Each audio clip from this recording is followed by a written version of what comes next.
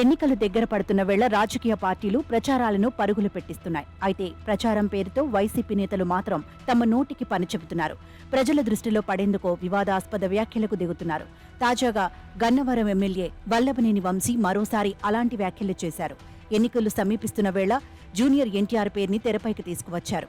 తాను, కొడాలి నాని జూనియర్ ఎన్టీఆర్కి సన్నిహితంగా ఉండడం వల్లే టీడీపీ పార్టీకి దూరమయ్యామని గన్నవరం ఎమ్మెల్యే వల్లభనేని వంశీ ఓ ఇంటర్వ్యూలో చెప్పుకొచ్చారు. ఎన్టీఆర్ రాజకీయాల్లోకి వస్తే తాము కూడా తన వెంటే వెళతామని అంతా భావించారని అన్నారు. అయితే ఎన్టీఆర్ ప్రచారం చేసిన చోట్ల టీడీపీ ఓటమి పాలైందని, దీంతో ఎన్టీఆర్ టీడీపీ పార్టీకి దూరమయ్యారని అన్నారు. దాంతో తాము కూడా పార్టీ నుంచి బయటకు వెళ్లిపోయామని చెప్పుకొచ్చాడు.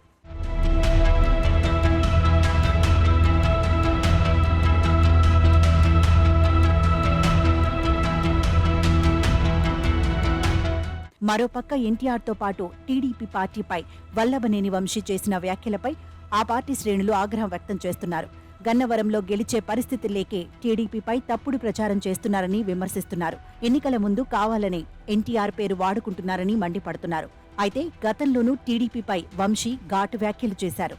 ఎన్టీఆర్ మేనత్త భువనేశ్వరిపైన గతంలో కారు కూతలు కూశారు. అయితే ఇంత జరుగుతున్నా జూనియర్ ఎన్టీఆర్ స్పందించకపోవడం టీడీపీ వర్గాల్లో చర్చనీయాంశమైంది. భువనేశ్వరిపైన కామెంట్లు చేసిన సమయంలోనూ కుటుంబమంతా స్పందించినా ఎన్టీఆర్ మాత్రం మౌనంగానే ఉన్నారు. మరి ఇప్పటికైనా ఎన్నికల కోసం తన పేరు ఉపయోగించుకుని టీడీపీపై విమర్శలు చేస్తున్న వంశీ, కొడాలి నాని నోరుని ఎన్టీఆర్ మోయిస్తాడా లేక ఎప్పటిలానే సైలెంట్గా ఉంటాడా అనేది వేచి చూడాలి.